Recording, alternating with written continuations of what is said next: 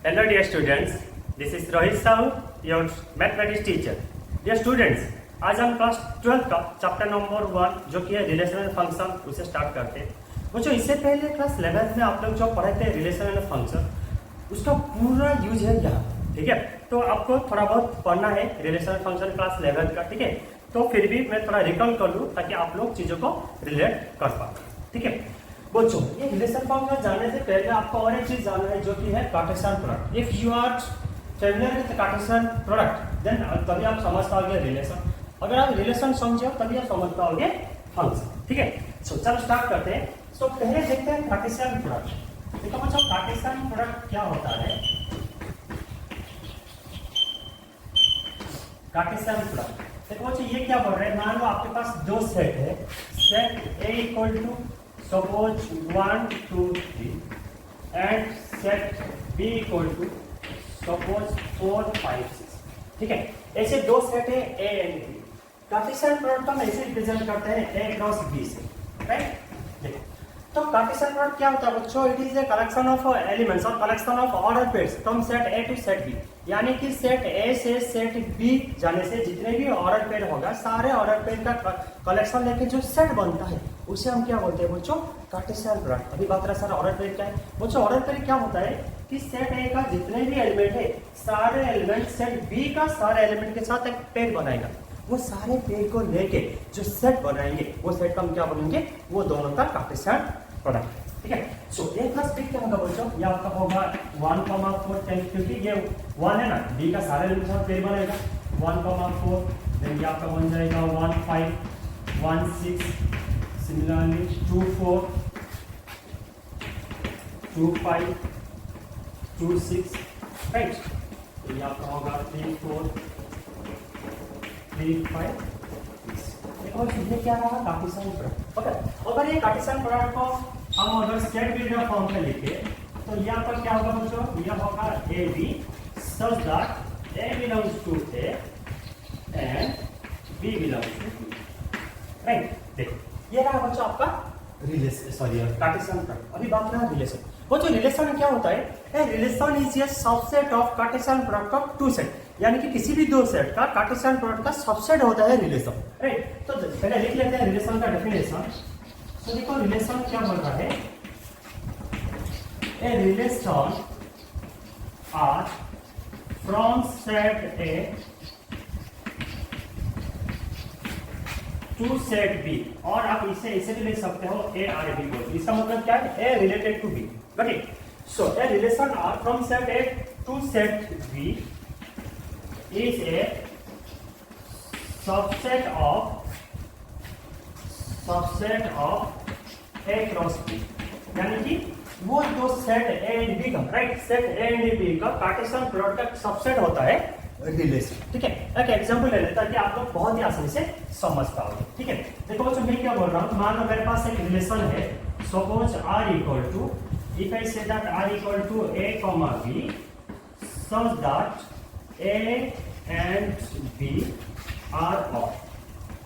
क्या लिखा बच्चों, A and B are odd for all A belongs to A and B belongs to B. इसका मतलब क्या है कि जितने भी स्मॉल ए है ना, यानी जितने भी आपका फर्स्ट एलिमेंट है वो कहाँ का होगा, कैपिटल ए का, एंड जितने भी सेकंड एलिमेंट है, ठीक है, बी, ये क्या होगा बच्चों, सेकंड सेट का एलिमेंट, राइट। देखो ये सेट को अगर हम लिखे तो यहाँ पर क्या बन जाएगा बच्चों, देखो I am saying A and B are odd, A and B दोनों ऑड होना चाहिए। यानी कि ये जब 1 होगा तो भी, यानी कि ये जब ऑड होगा यहाँ भी ऑड होना चाहिए, तो यहाँ पर क्या होगा 1,5, राइट। सिमिलरली और क्या होगा बच्चों, एंड उसके बाद 1,5, देन और क्या रहेगा 3, बात समझ में, यहाँ पर क्या बन जाएगा 3,5, और तो कुछ नहीं होगा और कुछ नहीं होगा, राइट। देखो ये क्या हो गया 1 5 3 5, ये सब क्या है, देखो इसमें आपका ये जो 1 5 है 3 5 बोला, इसमें आपका जो फर्स्ट एलिमेंट सेकंड एलिमेंट, यानी कि ये दोनों क्या बोल रहा है, और बोल रहा है। अब देखो बच्चों ये जो सेट है ना, ये सेट क्या ए प्लस बी में है, और जरूर है। तो कैन आई से दैट, ठीक है, ये आपका आर हुआ। सो can I say that R is a subset of A plus B, हाँ जरूर बोल सकते हैं हम यहाँ, बात समझ में, ठीक है। अभी और एक एग्जांपल ले लेते हैं। मान लो मेरे पास और एक रिलेशन है R2 क्या बोल रहे हैं बच्चों, ये बोल रहा है A comma B such that a minus b equal to 3 for all a belongs to a and b belongs to b। ध्यान से मैंने क्या बोल रहा हूँ, r equal to A B such that a minus b equal to, यानी कि a and b के बीच में जो डिफरेंस है ना वो क्या आना चाहिए बच्चों, 3 आना चाहिए। ठीक है, देखो ये रिलेशन क्या होगा बच्चों, ये आपका बन जाएगा r2 इक्वल टू, यानी कि जब आपका a1 होगा, राइट, जब आपका a1 होगा, चलिए एक मिनट इसे काम कर लेते हैं, इसका मॉडुलस ले लेते हैं, राइट। तो modulus of a minus b equal to मैं क्या बोल रहा हूँ, 3 बोल रहा हूँ, गॉट इट। सो देखो बच्चों जब आपका a1 होगा तो b क्या होना चाहिए, 4 होना चाहिए, गॉट इट। सिमिलरली जब a आपका 2 होगा तो ये क्या होना चाहिए, 5 होना चाहिए। ठीक है, सिमिलरली जब a आपका 3 होगा तो ये आपका क्या होगा बच्चों, 6 होगा। ओके, और क्या होगा, क्या नहीं, और कुछ नहीं बन सकता। ओके, तो देखो बच्चों ये रिलेशन हो गया, सॉरी हाँ ये रिलेशन हो गया 1 4 2 5 3 6। अब देखो ये सारे एलिमेंट क्या a प्लस b में है, हाँ जरूर है, 1 4, ठीक है, ये आपका 1 4 2 5 2 5 3 6 3 6, यानी कि R2 का सारा एलिमेंट a प्लस b में है। तो क्या मैं यहाँ लिख सकता हूँ R2 is the subset of a plus b। आप समझ रहे हैं बच्चों, ठीक है। तो ऐसे में 2 एग्जांपल लिया, आप और भी बहुत सारे एग्जांपल ले सकते हैं, ठीक है बच्चों। सो अभी देखो रिलेशन क्या हो गया बच्चों, कि रिलेशन क्या है कि it is a subset of Cartesian product of two set A and B. बात समझ में, तो बच्चों ये था आपका रिलेशन का डेफिनेशन। आई होप यहाँ तक बात सबको समझ में आ गया होगा, ठीक है। अभी हम देखेंगे types of relation. And types of relation जाने से पहले और एक चीज बच्चों मैं आपको बोल दूं, ठीक है। और आपका 3 टर्म होता है, एक होता है आपका domain, range and codomain, right. Domain, range and codomain. बच्चों देखो डोमेन क्या होता है, डोमेन जो होता है आपका collection of first element, right. Domain क्या होता है, collection of first element of a relation. किसी भी एक रिलेशन का फर्स्ट एलिमेंट का कलेक्शन का क्या बोलते हैं बच्चों, डोमेन बोलते हैं। और सिंपली आप जो फर्स्ट सेट जो बोलते हैं, ठीक है, उसे बोलते हैं, ठीक है। मान लो बच्चों देखो कि यहाँ एक रिलेशन है, बट तो ये रिलेशन पे आपका कलेक्शन ऑफ फर्स्ट एलिमेंट क्या है, 1 एंड 3। तो इसमें अगर मैं R1 में बात बोलूं तो R1 में आपका डोमेन क्या हो जाएगा बच्चों, 1 3। सिमिलरली R2 में आपका डोमेन होगा 1 2 3। अगर मैं R2 में बात बोलूं तो इसमें अगर मैं इसे D1 इसे D2 मान लूं, ठीक है, तो ये आपका क्या होगा 1 2 3। तो ये सर ये क्या है बच्चों, डोमेन, यानी कि कलेक्शन ऑफ फर्स्ट एलिमेंट जो होता है उसे हम क्या बोलते हैं, डोमेन। अभी बात है रेंज। देखो बच्चों रेंज क्या होता है, रेंज होता है कि collection of images, collection of images, और you may write collection of second element of a relation. किसी एक रिलेशन का जो सेकंड एलिमेंट होता है ना, सारे सेकंड एलिमेंट का कलेक्शन का हम क्या बोलते हैं, रेंज बोलते हैं, ठीक है। तो अभी देखो बच्चों इसमें आपका सेकंड एलिमेंट क्या है, 5, यहाँ भी 5 है, यानी कि बस एक इसमें एक ही एलिमेंट होगा। तो इसमें आपका अगर रेंज का बात बोलूं तो अभी आपका क्या बन जाएगा, ओनली 5, ठीक है। सिमिलर अगर मैं सेकंड रिलेशन का बात बोलूं तो सेकंड रिलेशन में आपका रेंज क्या होगा बच्चों, आपको यहाँ पूरा रेंज लिखना है, आर नहीं लिखना है, ठीक है। तो इसमें आपका रेंज होगा 4 5 6। तो यहाँ आपका रेंज हो गया 4 5 6। आप समझते हैं, ये रहेगा आपका रेंज। और एक चीज होता है बच्चों जिसे हम बोलते हैं कोडोमेन। तो कोडोमेन क्या होता है, कोडोमेन होता है कि सेकंड सेट, यानी कि आपका जो सेकंड सेट है ना, ये सेकंड सेट का हम क्या बोलते हैं, कोडोमेन। यानी कि आपका जब रेंज बोल रहा है, यानी कि जो रेंज है ना, ये रेंज हमेशा कोडोमेन का एक सबसेट होता है, गॉट इट। तो देखो बच्चों आपका रिलेशन क्या था, ए से बी तक जाता था, ए से बी जाता था। तो जो बी यानी कि जो आपका सेकंड सेट है, ये सेकंड सेट का हम क्या बोलेंगे बच्चों, कोडोमेन, राइट। इसे हम बोलेंगे कोडोमेन। और एक चीज होता है, और एक चीज देखना है जो कि होता है number of relation from set A to set B. यानी कि किसी भी एक सेट ए से सेट बी के बीच में total number of possible relation क्या होता है। बच्चों देखो मैं क्या बोल रहा हूँ, मान लो मेरे पास 2 सेट है, set A and set B, right. Suppose set A में n नंबर ऑफ एलिमेंट है एंड सपोज सेट बी में m नंबर ऑफ एलिमेंट है। तो मुझे बोलो वो दोनों का कार्टेशियन प्रोडक्ट है, यानी कि a प्लस b में टोटल कितना एलिमेंट होगा बच्चों, ऑब्वियसली n होगा, ठीक है, क्योंकि आप क्लास 11 में पढ़े थे, राइट। अच्छा देखो बच्चों ये रहा आपका a प्लस b में टोटल नंबर ऑफ एलिमेंट क्या होता है। बच्चों आप लोग ने पढ़े थे कि पावर सेट क्या होता है बच्चों, नंबर ऑफ और collection of all the subset of A set. किसी भी एक सेट का जितने भी सबसेट है, सारे सबसेट का कलेक्शन का क्या बोलते हैं बच्चों, पावर सेट। तो रिलेशन भी क्या होता है, रिलेशन भी तो एक सबसेट ही होता है ना, चीजों समझ रहे मैं क्या बोल रहा हूँ। रिलेशन भी क्या होता है, एक सबसेट होता है वो कार्टेशियन प्रोडक्ट का। यानी कि अगर दोनों सेट का बीच में number of element in their Cartesian product is n + m होगा, तभी उसमें number of relation is nothing but number of subset यानी कि टोटल कितना पॉसिबल सबसेट होगा। तो वो क्या होता था बच्चों, मान लो किसी भी एक सेट ए है, सेट ए में suppose n number of element है, तो भी वो सेट का total number of possible subset क्या होता था, 2 to the power n होता था। सो इसमें आपका a प्लस b का टोटल कितना एलिमेंट है, n क्रॉस m है। तो भी ये इसमें total number of possible subset क्या हो सकता है, total number of possible subset होगा आपका 2 to the power n, right, 2 to the power n, and this is nothing but the number of relation, because I have already told you relation is nothing but this is a subset of Cartesian product of two set। तो अभी आपको बोलना है कि अगर मान लो किसी भी दो सेट A एंड B है, सेट A में suppose n number of element, set B में suppose m number of element है, देन वो दोनों के बीच में total number of possible relation क्या होगा बच्चों, 2 to the power n cross n, what is 2 to the power n होगा। सो बच्चे ये था कुछ बेसिक थिंग, ठीक है। अभी हम देखेंगे types of relation. So before that please pause the video to note. तो ठीक है बच्चों, अब देखते हैं टाइप्स ऑफ रिलेशन। देखो बच्चों, मैंने क्या किया, दो सेट लिया, set A and set B, and ये दोनों का बीच में कार्टेशियन प्रोडक्ट, यानी कि ये रहा आपका a क्रॉस b, ठीक है। सो देखो बच्चों, टाइप्स ऑफ रिलेशन में आपका फर्स्ट रिलेशन आता है, ठीक है, इसे हम क्या बोलते हैं, द नल और वॉइड और एम्प्टी रिलेशन, ठीक है, एम्प्टी रिलेशन। देखो एम्प्टी रिलेशन क्या बोल रहा है, देखो ये इसका नाम से पता चल रहा है, यानी कि ऐसे रिलेशन है, ठीक है, यानी कि उसमें कुछ एलिमेंट नहीं होगा, गॉट इट, उसमें कुछ एलिमेंट नहीं होगा। एक एग्जांपल ले लेते हैं, ठीक है। मान लो मैं क्या बोल रहा हूँ, r equal to a, b such that a minus b equal to suppose 50, where a belongs to a and b belongs to b। अभी देखो बच्चों, मेरे पास ऐसे दो सेट है, set A and set B, right, set A and set B, और मैं क्या बोल रहा हूँ, r इक्वल टू a, इस such that a difference b equal to क्या बोल रहा हूँ, मॉडुलस ऑफ, ठीक है, modulus of a difference b equal मैं क्या ले रहा हूँ 50।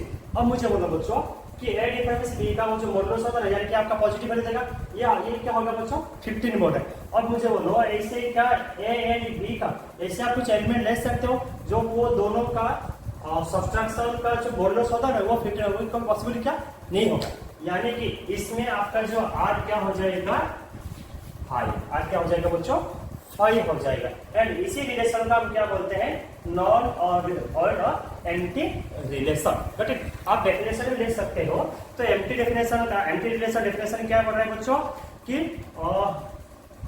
Anti relation is a relation from set A to set B if no element of set A is related to any element of set B, got it, if no element of set A is related to any element of set B, उसे आप क्या बोलते हैं बच्चों, empty relation बोलते हैं, ठीक है। It is an example of empty relation, got it. अभी हम देखेंगे यूनिवर्सल रिलेशन, राइट। अभी हम क्या देखेंगे बच्चों, यूनिवर्सल रिलेशन। देखो बच्चों, यूनिवर्सल रिलेशन क्या बोलते हैं बच्चों, ये एम्प्टी रिलेशन है ना, इसे हम फाइ से रिप्रेजेंट करते हैं, राइट, इसे हम फाइ से रिप्रेजेंट करते हैं, और ये जो यूनिवर्सल रिलेशन है ना, इसे हम यू से रिप्रेजेंट करते हैं, ओके। देखो यूनिवर्सल रिलेशन भी क्या हो रहा है बच्चों, ठीक है, तो ये भी पहले का एग्जांपल ले लेते हैं, उसके बाद इसका डेफिनेशन पढ़ेंगे तो ताकि आप लोग आसानी से समझ पाए, राइट। देखो यूनिवर्सल रिलेशन क्या हो रहा है बच्चों, मान लो मेरे पास एक रिलेशन है r equal to a, b such that a minus b उसका जो modulus is greater than equal to 0 for all n belongs to a and b belongs to b, right बच्चों। देखो मैंने क्या लिखा, r equal to a b such that modulus of a minus b is greater than equal to 0।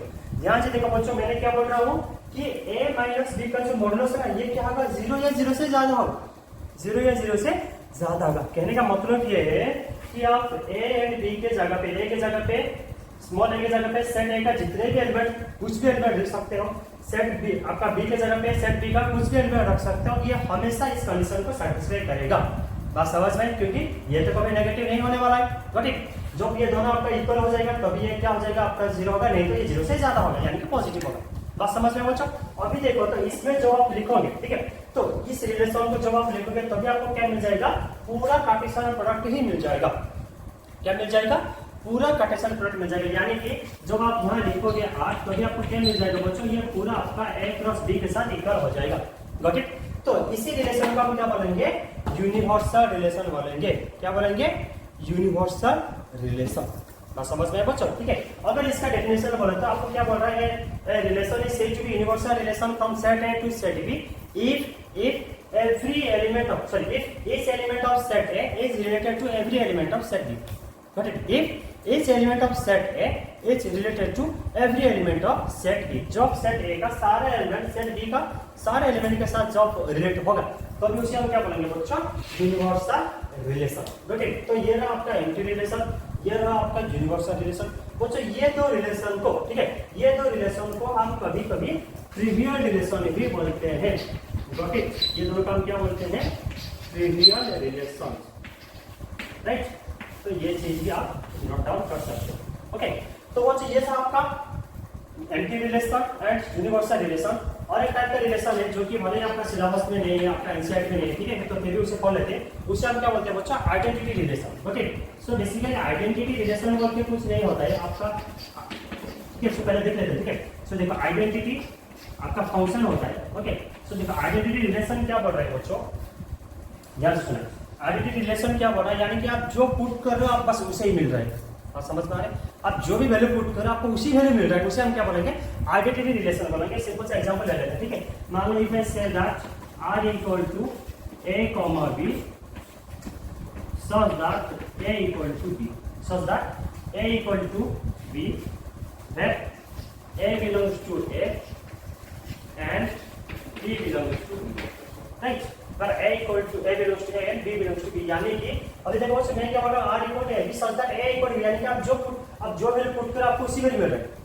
चीज समझ रहे हैं क्या बोल रहा हूँ? आप जो वैल्यू पुट कर आप उसी वैल्यू मिल रहा है. तभी उसे हम क्या बोलेंगे बच्चों? आइडेंटिटी रिलेशन बोलेंगे. बट इस केस में अभी हम जो एग्जांपल लिए थे set A and set B, इस केस में हम आइडेंटिटी रिलेशन डिफाइन नहीं कर पाएंगे. तभी हम क्या करेंगे बच्चों?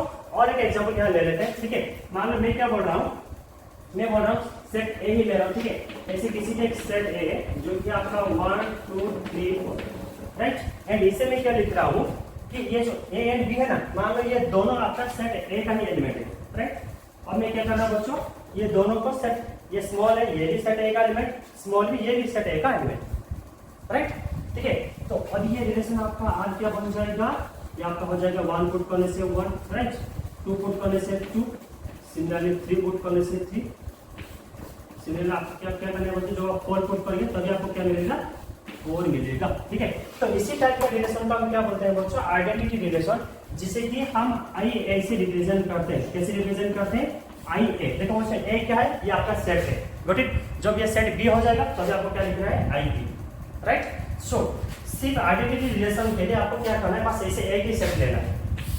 जो समझ रहे हैं क्या बोल रहा हूं? ठीक है, so this are the some types of relation जो कि आपका empty relation, universal relation and identity relation. ठीक है, इसके बाद हम देखेंगे जो कि आपका एक्चुअली क्लास 12 के बारे में हम पढ़ेंगे. ठीक है, दैट इज नथिंग बट हम देखेंगे इक्विवेलेंस रिलेशन. तो इक्विवेलेंस रिलेशन क्या होता है? सो इक्विवेलेंस रिलेशन होने के लिए वो रिलेशन आपका रिफ्लेक्सिव होना चाहिए, सिमेट्री होना चाहिए एंड ट्रांजिटिव होना चाहिए. ठीक है, तो वो चीज देखेंगे. So before that please pause the video to note it down.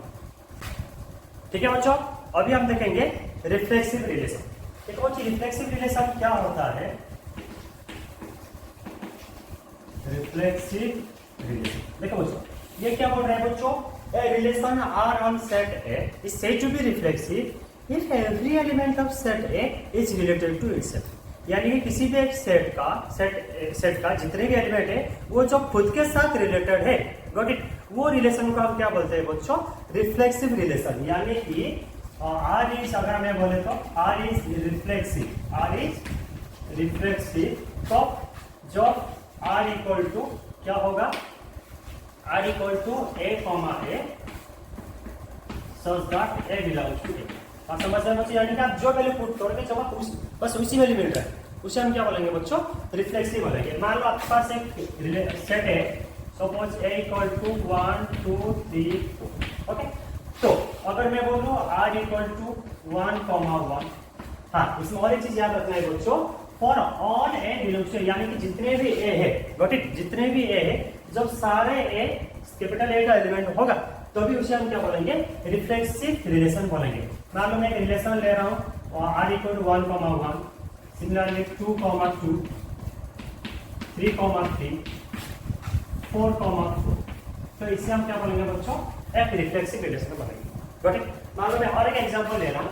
Suppose if I से R2 इक्वल टू 1,1, 2,2, 3,3. अब मुझे बोलो ये क्या रिफ्लेक्सिव रिलेशन होगा? नहीं होगा। क्यों नहीं होगा? क्योंकि ये इसी वर्ड के ऊपर डिपेंड करता है। इसका मतलब क्या है? For all. Got it? जो आप इसे सिंबल लिखोगे इसका मतलब क्या है? For all. आप चाहे तो इसे भी लिख सकते हो फॉर ऑल बोल के, ठीक है। यानी कि जितने भी ए है, यानी कि जितने भी एलिमेंट है, ये क्या है? कैपिटल ए का एलिमेंट होना चाहिए। बट इसमें देखो बच्चों 1 1 है, 2 2 है, 3 3 है, but we are not dealing with 4 here. Got it? So 4 element 4 का हम यहाँ डील नहीं कर रहे, तो ये जो रिलेशन है ना, ऑटो रिलेशन, रिफ्लेक्सिव रिलेशन नहीं होगा, नहीं होगा। Got it? और एक एग्जांपल ले लेते हैं। मान लो if I say that R3 equal to, suppose I am saying 1 1 2 2 3 3 4 4, suppose 1 2 1 3 2 4, ऐसे कुछ है, ठीक है। अब मुझे बोलो बच्चों ये रिलेशन क्या रिफ्लेक्सिव होगा? 1 1 है, 2 2 3 3 4 4, यानी कि 1 1 2 2 3 3 4 4, ये चारों है, तो ये क्या होगा? आपका रिफ्लेक्सिव होगा। आपको ये सारी चीज को देखने का जरूरत ही नहीं है। चीजों समझ। रिफ्लेक्सिव का मतलब क्या है? पहले आपके पास इसी चीज को देखना है। कितने एलिमेंट है? 4 एलिमेंट। इस 4 एलिमेंट का डबलेट होना चाहिए, यानी कि जो पुट करें से वही आना चाहिए। 1 1 2 2 3 3 4 4 है, बाकी आपको कुछ नहीं देखना है। ये 4 है तो ऑटोमेटिकली आपको क्या मानना है कि ये रिफ्लेक्सिव रिलेशन है। चीजें समझ रहे बच्चों, ठीक है। सो आपको ये चीज याद रखना है कि फॉर ऑल जितने भी ए है, ए के साथ में जितने भी एलिमेंट है, सारे एलिमेंट का डबलेट आना चाहिए। Got it? तो ये था आपका रिफ्लेक्सिव। Symmetric relation. देखो बच्चों सिमेट्रिक रिलेशन क्या बोल रहा है? सिमेट्रिक रिलेशन देखो ये क्या बोल रहा है? A relation R on set A is said to be symmetric, is said to be symmetric, is said to be symmetric if AB belongs to R implies BA belongs to R for all AB belongs to A। ध्यान से सुनो बच्चों, देखना पड़ता। मान लो कि आपके पास दो एलिमेंट है ए बी, ठीक है। A B belongs to A, यानी पिछले सेट ए के अंदर ए एंड बी दो एलिमेंट है। ये क्या बोल रहे हैं? जब A B belongs to R, यानी जब ए कॉमा बी एक रिलेशन होगा तो भी बी कॉमा ए बी क्या होगा? उसका वो की रिलेशन होगा, यानी कि उसका उल्टा, जस्ट ऑपोजिट। जब मान लो बच्चों आपके पास पिछले ऑर्डर पेयर है 1 2, जब वो रिलेशन में जब आप ऑर्डर पेयर 1 2 है तो भी उसमें उसका उल्टा यानी कि 2 1 भी होना चाहिए, अगर सिंपल से सेंटेंस बोले तो, ठीक है। उसी सेट का, उसी रिलेशन का हम क्या बोलेंगे?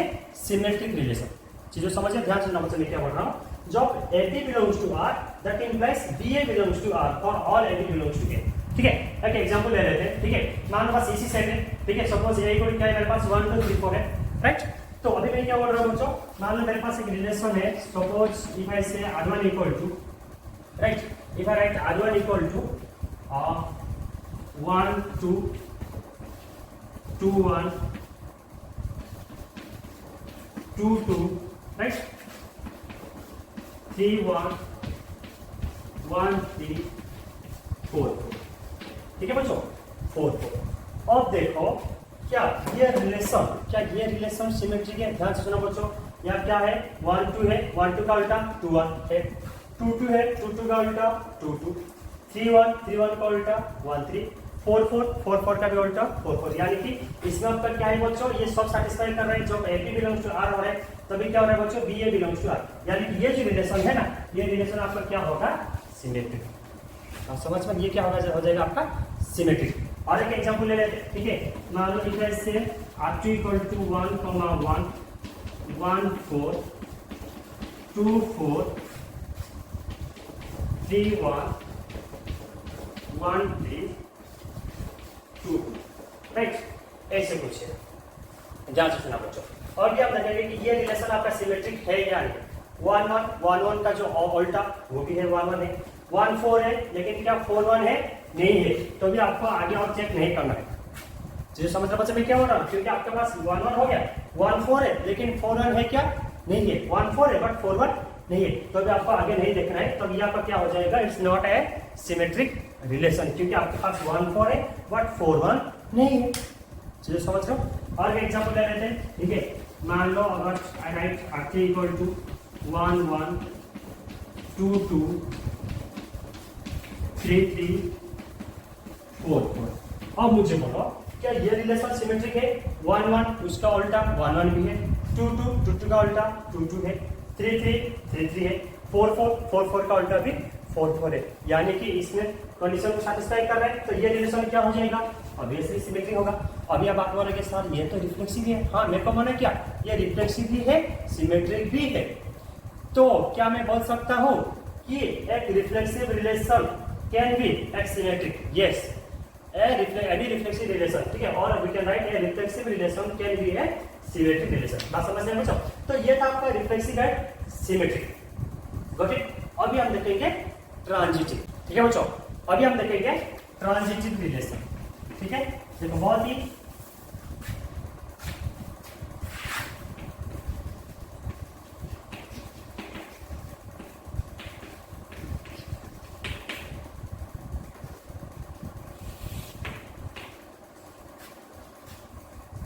ठीक है बच्चों, अभी हम देखेंगे ट्रांजिटिव रिलेशन। देखो बच्चों ट्रांजिटिव रिलेशन क्या बोल रहा है? A relation R on set A is said to be transitive, is said to be transitive, is said to be transitive if a comma b belongs to R and BC belongs to R, that implies AC belongs to R for all A, B, C belongs to R। ध्यान से सुना बच्चों ने क्या बोला, ठीक है। किसी भी एक relation R on set A, R on set A इस सेट टू बी ट्रांजिटिव, इसे हम ट्रांजिटिव बोलेंगे कब? जो AB belongs to R, AB क्या होगा? रिलेशन होगा, BC भी रिलेशन होगा, दैट इम्प्लाइज AC भी एक रिलेशन। यानी कि जब A B के साथ रिलेटेड, B C के साथ रिलेटेड, तभी क्या होना चाहिए? A C के साथ रिलेटेड होना चाहिए। उसी केस में और उसी रिलेशन का हम क्या बोलेंगे बच्चों? ट्रांजिटिव रिलेशन बोलेंगे, ठीक है। एक एग्जांपल ले लेते हैं बच्चों, ठीक है। तो मान लो मेरे पास एक रिलेशन है, suppose it is R1 equal to 1 2, suppose 2 3 3 3 1 3, right? Suppose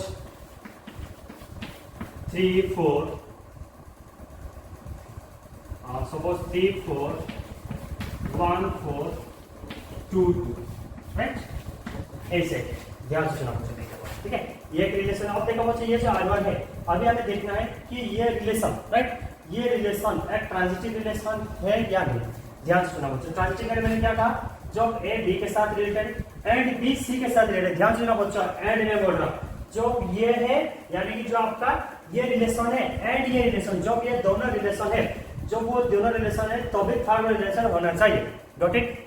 ध्यान से सुना बच्चों, मैं क्या बोल रहा हूं, जब A B related, B C related, तभी तभी ए सी रिलेट होना चाहिए, गॉट इट। ध्यान से देखो, ये क्या होगा बच्चों?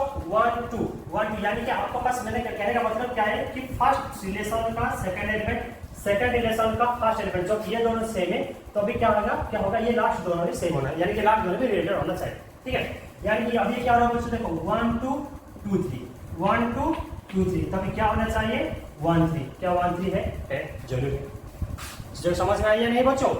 1 2 2 3, तभी क्या होना चाहिए? 1 3 है। देन इसको इसे आगे बढ़ाएंगे 3 3, ध्यान देना बच्चों, 3 3। देखो बच्चों, इसका सेकंड एलिमेंट को आपको इससे हमारे एक ऑर्डर पे लेना है, जिसका फर्स्ट एलिमेंट इसका सेकंड एलिमेंट के साथ सेम होना चाहिए, गॉट इट। ये रहा आपका 3 3, तो ये क्या होगा? 3 4, राइट। 3 3 3 4, तो अभी क्या होना चाहिए? 3 4 है। चीज समझ में आई? सिमिलरली 1 3 3 4 1 3 3 4, ये दोनों सेम है, 1 3 3 4, तभी क्या होना चाहिए? 1 4 भी है, राइट। अभी बात रहा 3 4, ध्यान सुनो, 3 4, क्या 3 4 के बाद ऐसे कुछ एलिमेंट है जहां 4 से स्टार्ट हो रहे हैं? नहीं हो रहे, तभी आपको इसे चेक भी नहीं करना है। मैंने क्या कहा? जब आपके पास ए बी है, बी सी है, तो भी ऐसी होना चाहिए। जब भी आपके पास सिर्फ एंड सिर्फ ए बी है, उसे भी हम ट्रांजिटिव बोलेंगे। चीजों समझ में मैंने क्या कहा? ट्रांजिटिव को क्या, ट्रांजिटिव क्या नहीं होगा अगर मैं बोले तो, अगर ट्रांजिटिव क्या नहीं होगा? जब ए बी है, बी सी है एंड ए सी नहीं है, सिर्फ उसी केस में ट्रांजिटिव नहीं होगा। चीजें समझ में आई? जब आपके पास ओनली ए बी है तो अभी वो ट्रांजिटिव होगी, आपके पास तो बी सी नहीं है ना। जो बीसी है तो आप कैसे चेक करोगे? चीजों समझ में, जो भी आपके पास ए बी है एंड बीसी है, जो ये दोनों है लेकिन एसी नहीं है, सिर्फ उसी केस में वो ट्रांजिटिव नहीं होगा। अगर आपके पास सिर्फ एंड सिर्फ ए बी है तो अभी भी वो आपका क्या होगा? ट्रांजिटिव होगा। चीजें समझ में। तो अभी देखो बोलते यहाँ क्या हो गया आपका 3 4। तो अब मुझे बोला ऐसे कुछ ऑर्डर पे है कि जिसका फर्स्ट एलिमेंट 4 है, नहीं है, यानी कि आपके पास ए बी है लेकिन बीसी नहीं है, तो आपको चेक भी नहीं करना है। मैंने क्या कहा था? ए बी है, बीसी है, जो ऐसे नहीं होगा तो अभी वो ट्रांजिटिव नहीं होगा। यानी आपके पास ए बी है तो बीसी आपका नहीं है, तो उसे आगे नहीं बढ़ना है। अभी बात रहा आपका 1 4, वो भी सेम चीज, ये 4 से एंड हो रहा है, क्या 4 से स्टार्ट होने वाला कुछ है? नहीं है, तो आपको आगे चेक नहीं करें। अभी बात रहा 2 2, देखो 2 से एंड हो रहा है। अब देखो किसी ऐसे कुछ ऑर्डर पे है जो 2 से स्टार्ट हो रहा है, हाँ जरूर है, ये है आपका 2 3। सो देखो 2 2 2 3, तो अभी क्या होना चाहिए? 2 3, ये रहा आपका 2 3। बात समझ में, यानी कि आप थोड़ा सा सेटिस्फाई कर रहे हैं, तो ये आपका बन जाएगा एक ट्रांजिटिव रिलेशन। चीजें समझ रहे बच्चों, ये आपका बन जाएगा एक ट्रांजिटिव रिलेशन। आप और भी एग्जांपल ले सकते हो। मान लो if I take one more example, suppose r2 equal to, if I say 2 3 3 3, right, 4 2 4 2 2 4, right,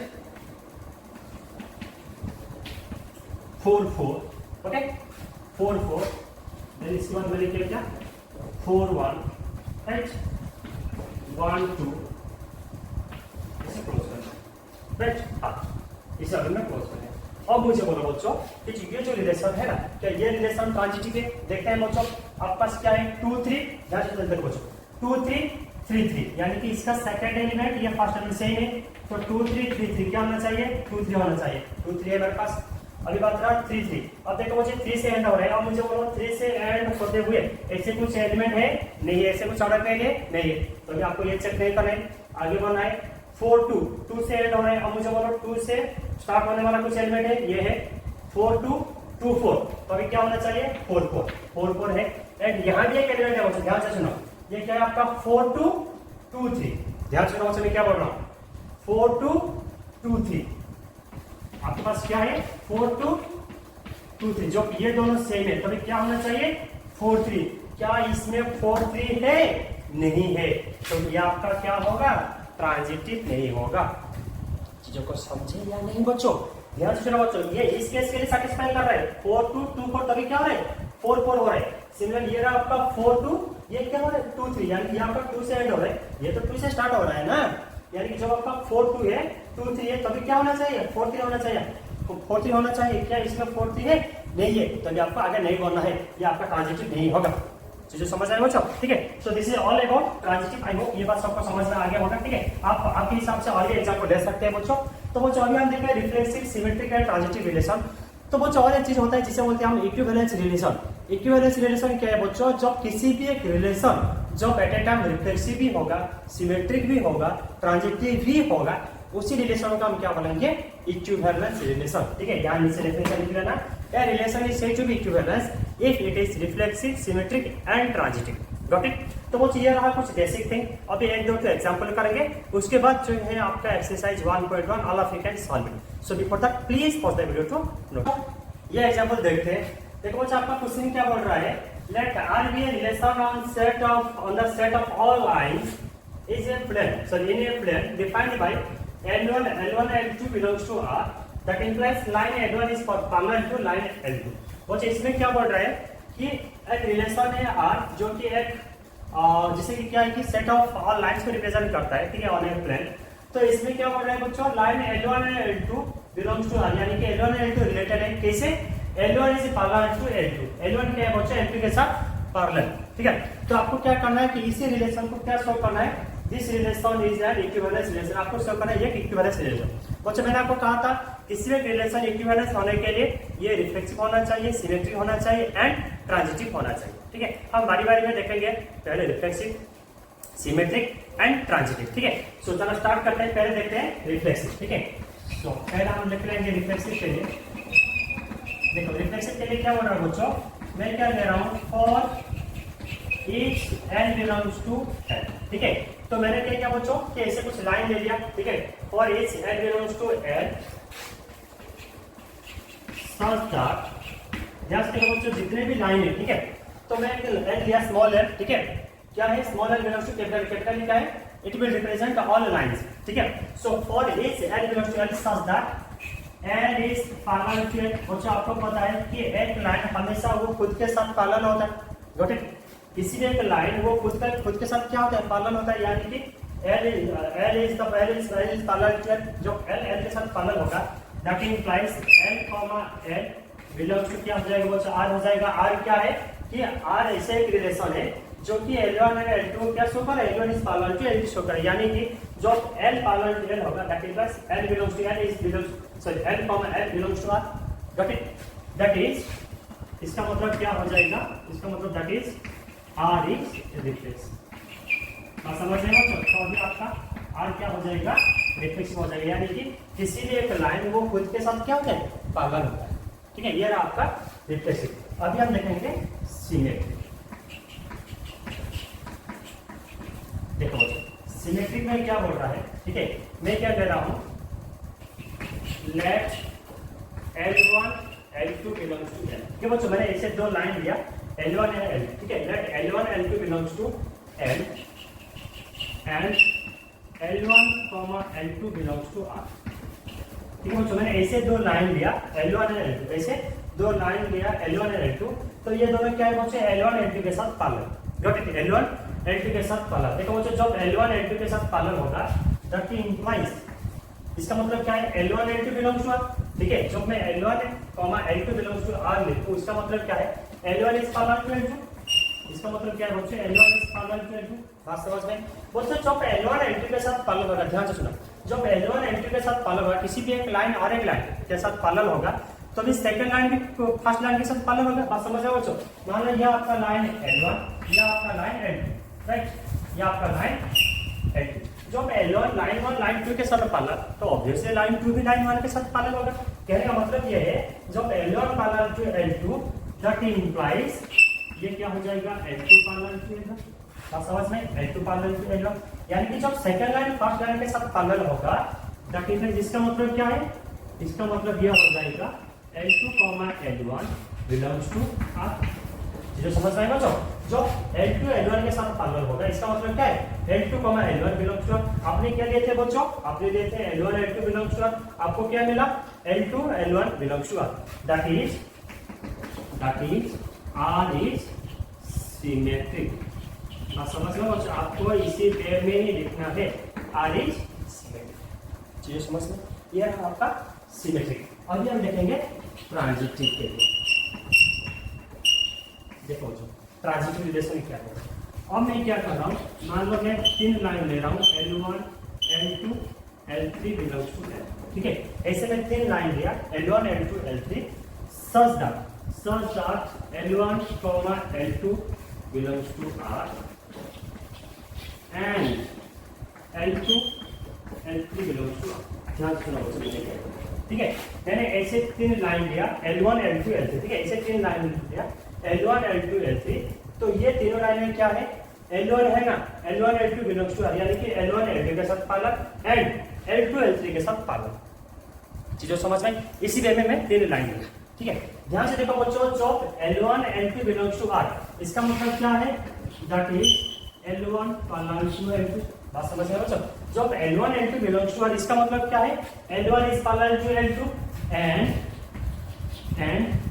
L2 L3 belongs to R, L2 L3 belongs to R का मतलब क्या है बच्चों, L2 is parallel to L3, तो आपको यहाँ लिखना है and L2 is parallel to L3। देखो बच्चों, L1 क्या हो रहा है, L2 के साथ पैरेलल हो रहा है, L2 क्या हो रहा है, L3 के साथ पैरेलल हो रहा है बच्चों। कहने का मतलब ये है, मान लो आपके पास ऐसे तीन लाइन है L1 L2 L3, जो L1 है ना, लाइन 1 लाइन 2 के साथ पैरेलल, लाइन 2 लाइन 3 के साथ पैरेलल, क्या लाइन 1 जब लाइन 2 के साथ पैरेलल होगा, लाइन 2 जब लाइन 3 के साथ पैरेलल होगा, क्या लाइन 1 लाइन 3 के साथ पैरेलल नहीं होगा, जरूर होगा, चीजें समझना है बच्चों, ठीक है। तो ये क्या बोल रहा है, जब लाइन 1 लाइन 2 के साथ पैरेलल हो रहा है, लाइन 2 लाइन 3 के साथ पैरेलल हो रहा है, दैट इंप्लाइज लाइन 1 भी क्या हो जाएगा, लाइन 3 के साथ पैरेलल हो जाएगा, लाइन 1 क्या हो जाएगा, लाइन 3 के साथ पैरेलल हो जाएगा, जब लाइन 1 लाइन 3 के साथ पैरेलल हो जाएगा, इसका मतलब क्या है, L1, L3 belongs to are. आपने क्या लिए थे बच्चों? आपने लिए थे L1 L2 belongs to R and L2 L3 belongs to R, but आपको क्या मिला? L1 L3 belongs to R. कहने का मतलब ये है कि इट विल होल्ड और इट विल सैटिस्फाई ट्रांजिटिव। सो आपको यहाँ लिख लेना है देयरफॉर आर इज ट्रांजिटिव। आपने जो रिलेशन लिए थे, ये रिलेशन क्या हो गया बच्चों? ट्रांजिटिव ही हुआ। देखो बच्चों, आपका रिलेशन रिफ्लेक्सिव था, सिमेट्रिक था एंड ट्रांजिटिव था।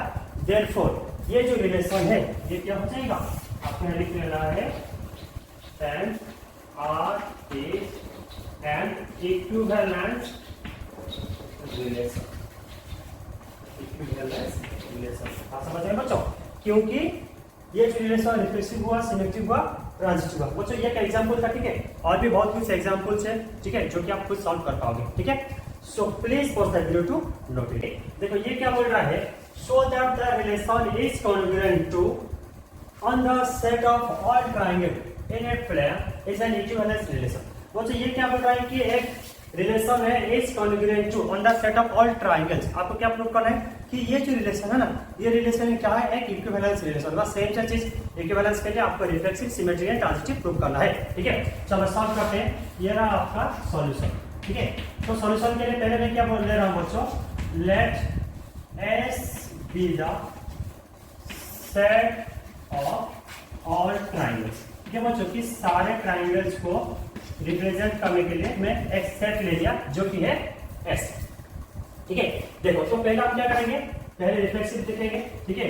तो देखो बच्चों, रिफ्लेक्सिव के लिए मैं क्या कर रहा हूं, ठीक है? मैं ले रहा हूं for each triangle, for each triangle belongs to S, for each triangle belongs to S, ठीक है? तो मैं ऐसे कुछ ट्रायंगल लिया जो कि जितने भी ट्रायंगल है कहाँ? S के अंदर, ठीक है? for each triangle belongs to S such that क्या बोल रहे हैं बच्चों? ये क्या बोल रहा है कि del is congruent to del, यानी कि किसी भी एक ट्रायंगल है ना बच्चों, वो खुद के साथ क्या होता है? कॉन्ग्रुएंट होता है। बात समझिए, कॉन्ग्रुएंट आप पढ़े ना, तो किसी भी दो ट्रायंगल का हम कब कॉन्ग्रुएंस बनेंगे बच्चों? आपका कुछ प्रॉपर्टी भी था, ठीक है? जब एक ट्रायंगल का, ठीक है, किसी भी ट्रायंगल का शेप एंड साइज जब सेम होता है, और हम ये भी बोल सकते हैं कि कॉन्ग्रुएंट ट्रायंगल का एरिया भी सेम होता है। बात समझ में? सो किसी भी दो ट्रायंगल का कॉन्ग्रुएंस होगा जब दोनों ट्रायंगल्स का शेप एंड साइज इक्वल होगा या सेम होगा, ठीक है? सो देखो बच्चों, मैं क्या बोल रहा हूँ? फॉर ईच और ट्रायंगल बिलोंग्स टू एस, तो क्या होगा? This triangle is congruent to this triangle, यानी कि किसी भी ट्रायंगल में खुद का क्या होता है? कॉन्ग्रुएंस होता है। Got it? सो जब del कॉन्ग्रुएंट टू del, यानी कि ट्रायंगल कॉन्ग्रुएंट टू ट्रायंगल होगा, दैट इम्प्लाइज इसका मतलब क्या हो गया? यह हो गया आपका del और ये मेरा triangle S belongs to are.